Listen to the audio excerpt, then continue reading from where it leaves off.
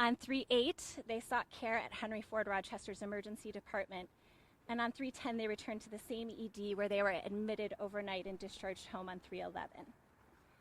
So our timeline only includes one restaurant, Cruz and Muir on Main Street in Rochester, on March 7th between 5:30 and 9:30 p.m.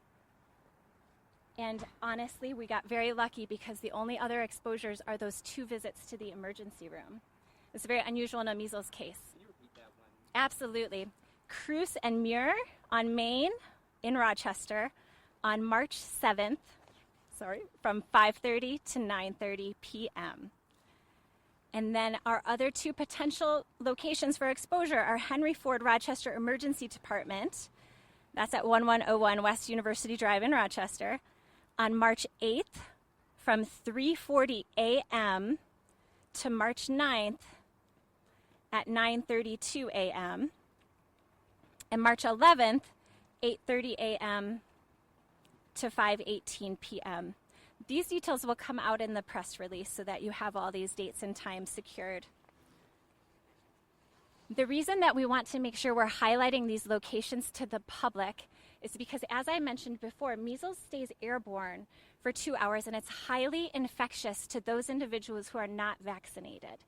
And so we really want the public to know if you were at Cruz and Muir on the 3rd, we need you to be on the lookout for symptoms.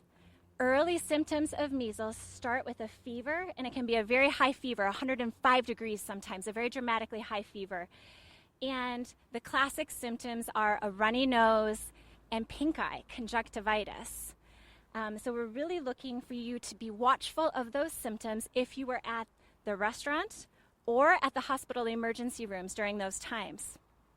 And my request to the public, please, do not go to the emergency room if you have these symptoms without calling first. We need you to notify your healthcare provider so they can put the proper isolation precautions in place so they can protect the public and all of the other patients that would be in that facility. Because again, measles is highly infectious. Let's talk about vaccination. So the measles vaccine is highly effective. 97% after 2 doses. It's an incredible vaccine, and it's one of the few that works post-exposure.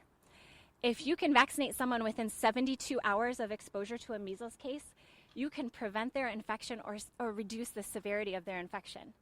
With this timeline, there won't be anybody in that 72-hour window for vaccine, post-exposure prophylaxis. But there is another tool in our clinical toolbox. It's called immune globulin. It's a medication that contains antibodies that can also help prevent infection or reduce the severity of the disease. And the window of time for immune globulin is 6 days. So for the people that could have possibly been exposed on March 8th or 10th and 11th at the Rochester emergency room, this immune globulin could be an option for infants that are too young to be vaccinated, so 12 months and under that haven't been vaccinated yet, or adults that are immune compromised. And so I'm urging the public, if you think that you were exposed at any of these locations and have a condition that might create a weaker immune system, please reach out to your healthcare provider to see if you're eligible for immune globulin or IG. Okay. I'm going to talk about the vaccine one more time because I am a public health nurse and vaccines are core to what we do. Remember, to be considered up to date on MMR vaccine, it's typically 2 doses. Children are vaccinated at 12 months and 4 years. That's the typical schedule. And adults that were born before or after 1989 should have these 2 doses. If you were born before 1989, you probably only have 1 dose of MMR. And if you were born in 1957 or earlier, you never got one, but you're considered immune. So we do get a lot of questions about adults that have only had 1 dose of MMR, and I'd like to address that now. Do you need a booster? Possibly, yes. So we typically say if you work in healthcare, if you travel a lot, if you have some possible exposure to measles, and you're an adult that only has 1 dose on board, it would be a great idea to get a second. And as cases are increasing nationwide, worldwide, we will start to see more in our community. Think about getting that booster dose. If you could be someone that only has one dose, an adult with one dose on board, it could be time to get that second dose. I'd be happy for anyone to call Nurse on Call if they have questions and can't maybe reach their healthcare provider.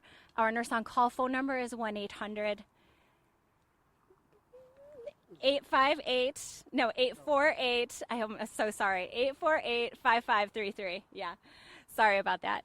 And they're expert nurses that can help advise who should be getting a booster dose, how many doses should you have, and when, and how. It's a question that we get a lot. I think I covered everything, and I'd be happy to take some questions, but please remember that we are protecting the confidentiality of the case, so I will not be giving any more information about the actual case themselves. Oh, so sorry. Yeah. The exposure in Henry Ford, was that on University Drive? I have the address. It's the Rochester Henry Ford, 1101 West University Drive. And you're talking about these measles cases going up. Can you tell me why? Yeah, so in Oakland County, just as an example, our childhood vaccination rate for MMR, the MMR vaccine is the measles, mumps, and rubella vaccine, it hovers right around 80%. 79, 80.5, right around there. In order for our community to have what we all know as herd immunity or community immunity, for measles specifically, that rate needs to be at 95%. So we are very much below the vaccination rates for this community that we need to be protected against measles. So when I say the rates will go up, they will go up. And if someone gets this with a compromised immune system, can this be deadly? Yes, absolutely. What country did they travel from? You said it was international. I can't share that. Can you rule out if it was Canada or not? I don't know. Can I rule anything out, Bill? You can't share it because it has the potential to identify the patient to others. Do you think you know the exposure point for the patient? Internationally. But you think they have isolated what day they contracted it possibly, or how would you even trace that if you're able to?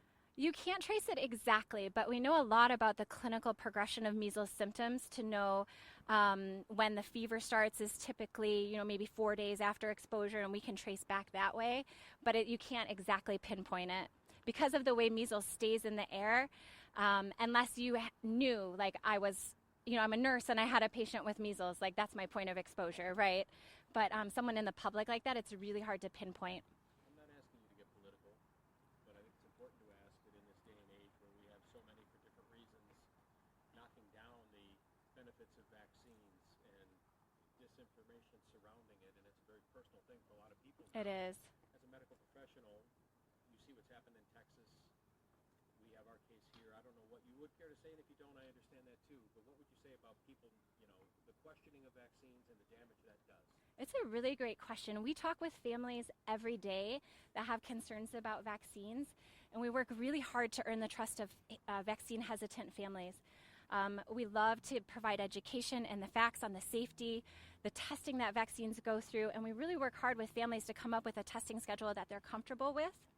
When we're faced with an outbreak, global outbreak, nationwide outbreak, we can't be as flexible with that vaccination scheduling as I want to be, right? If our vaccine rates were up and we had herd immunity, I would happily say, get your child one vaccine every 6 months for the next 3 years and we'll get them all done slowly, and it'll be comfortable. But when we're in a situation like this, it's important to get that protection now. What do you say to people who may have been exposed or their children exposed and maybe they don't have symptoms or they don't know, or maybe they do have symptoms? Yeah, well, it takes a few days from exposure to develop symptoms, and so that's the concept of just kind of watching. If you're starting to develop a fever or your child is developing a fever, runny nose, many times we can just dismiss those symptoms, right? It's spring. Everyone's got hay fever. Who's not going to have a runny nose, right? And so this idea of knowing where the local exposures were are so important because you won't dismiss those symptoms then. So if you know that you were at Henry Ford Rochester and your child has a runny nose, think a little differently. Don't just dismiss it as, oh, everybody gets this in the springtime, right? Watch for the fever, call your provider, call your healthcare provider. I think it's really wise right now in this climate. Can the fact that we aren't at herd immunity impact the efficacy of the vaccine for people who are vaccinated? No, I don't think so. That's a good question. But the vaccine efficacy is per person, right? It has to do with the person's immune system, not the community-wide herd immunity. Just discuss more about the pre and post 1989 aspect of it. Like, Yeah. did they rush to get that second dose?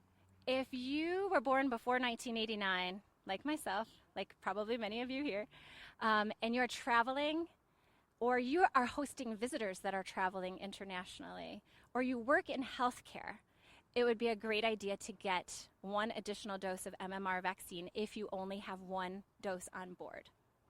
If you were born before 1957, you're assumed to have immunity. So we're not recommending that right now, but talking with your healthcare provider, they might have a different recommendation based on your own health status. You Sorry. mentioned that you don't know if this person is vaccinated. How would you not be sure? Why would that be? Well, adults don't have vaccine entries from their childhood in the MICR system, and I don't know that we've been able to get their childhood paper record in this short of time yet. And just to be clear, we don't know yet. There's no confirmation or non-confirmation that anyone did get it from this patient. Oh, absolutely a great point. We have no confirmed secondary cases from this case. When were you made aware of it as well, exactly? 11:30, right before noon. Can you share how concerned people should be? Meaning, you're obviously here, we're talking about it, it's of concern. But if people are properly vaccinated, we see what's happening in Texas, we talk about everything swirling. How concerned should we be taking this news? Do you worry about proliferation here locally? Oh, it's a great question. The vaccine works extremely well. I'm not worried about vaccinated individuals. I can tell you as a nurse, I am vaccinated, fully vaccinated with the MMR vaccine, and I was front lines during our last measles outbreak in the homes of every single measles case, swabbing every single one of them, homes with multiple children sick, and I was completely protected. Right? I obviously had PPE on. I was wearing masking and I was wearing my protective gear, but I firmly believe the vaccine does work. It's got a really high efficacy rate. So for those individuals who are vaccinated, it's not a high level of concern. But we can't vaccinate babies until they're 6 months old. The typical vaccine schedule is at 12 months, but we can vaccinate them as early as 6 months. And so if there is a family that is hosting international travelers or they plan on traveling and their healthcare provider determines that they're high risk, the infant may be vaccinated early to help protect them. Now, it won't count for their 2 doses for their childhood vaccine series. They'll still have to get those 2 at 12 months and 4 years. So they will end up with 3 doses throughout the course of their childhood. But that is one measure that we can think about really to helping to protect the community. Those are the people I worry about the most always. The youngest, the oldest, and those in between that are the most immune compromised. And are those the same people that it is harder on? Of course, absolutely. Yep. Forgive me if I missed it. Is there an age associated with this person? Did you say it or did I miss it? Adults. You're not saying how old.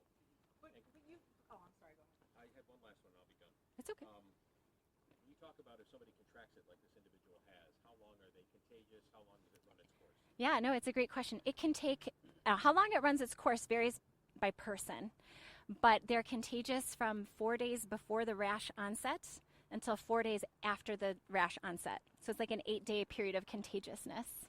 You're very welcome. Obviously, again, you found out at noon, just before noon today, and you wanted to get out here at 4 o'clock to make sure. Absolutely. Before the weekend, we just wanted to make sure, because we're this window of time where that immune globulin is effective is closing in on us.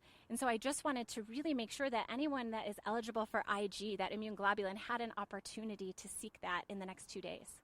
If you've had measles before, can you catch it again?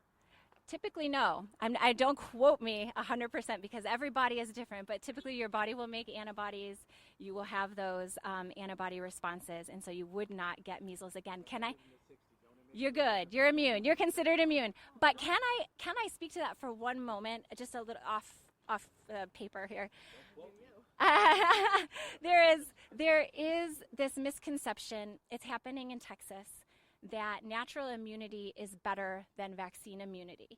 And we see this a lot with varicella, with chickenpox, and it's happening again with measles, where our families are hosting measles parties, they're called, where they want to get their children exposed to a natural case of measles so that their child builds immunity to measles. because there is a misconception that natural immunity is better than vaccine immunity. I cannot discourage this practice enough. Measles parties are dangerous and they threaten the lives of our young children. Please don't engage in this behavior. For older folks, I'm going to go back to that again because I have a doctor's appointment tomorrow. I love it. And I don't believe I was vaccinated between 62 and 1972. By the time I caught it, it's very miserable if you've had these. Oh. It was no fun. I remember it. It was horrible. An adult who's not sure of their vaccination status in their 60s. Get another vaccine. Just get the vaccine. We're not going to say no. Just if you don't know if you got the vaccine, just come and get one. It does not hurt you to get an additional vaccine. There's a small caveat too. There's a group of individuals, a few years. I wrote it down here. It's 1963. It's in the 60s. Sorry, I have way too many notes. 63 to 68, I think, where there was a vaccine that is not quite as effective as our current vaccine. And so there is a group of individuals as well who did receive one dose in the early to mid 60s that they should come back and get an additional dose as well, because that was not the best vaccine it was not the most effective vaccine. You said 80%,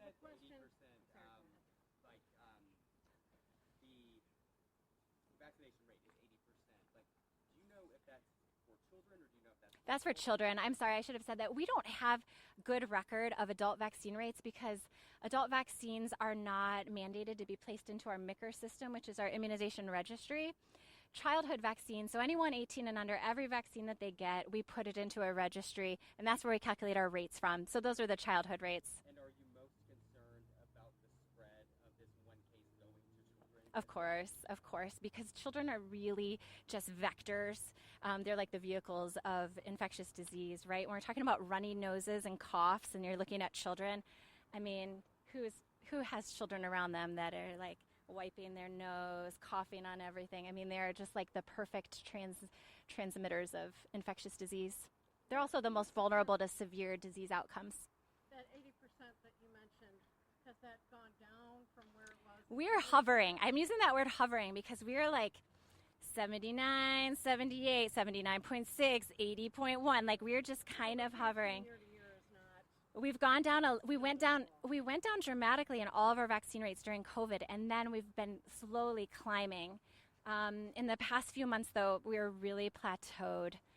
It's a shame. We saw some nice increases right out of COVID and then haven't really seen more increases since then.